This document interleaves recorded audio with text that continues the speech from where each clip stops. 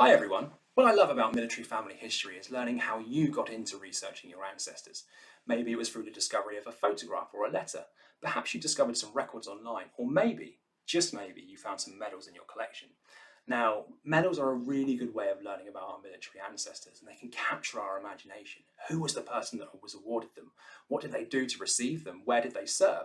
These are the kind of things that you may be able to discover by researching them. And I'm going to show you some examples from my own personal collection for the First World War. And I'm going to give you some hints and tips on how you can research them. So here's a couple of examples here. I have the British War Medal and the Victory Medal for my ancestor who served with the Army Service Corps on the Somme during the First World War. And these are very precious in my collection. I also have a replica of the 14 to 15 star because the original was lost over the generations. This is for my ancestor that served at Gallipoli. And I also have a set here, not quite in the right order, but for the First World War and the India General Service Medal and the Territorial Force Medal as well. You may recognize these medals in your collection.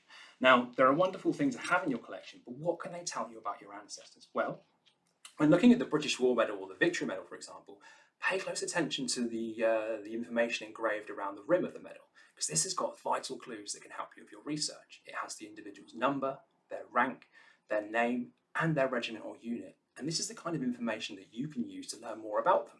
You could look them up in the medal index cards records that we have on ForcesWarRecords and learn a little bit more about them there.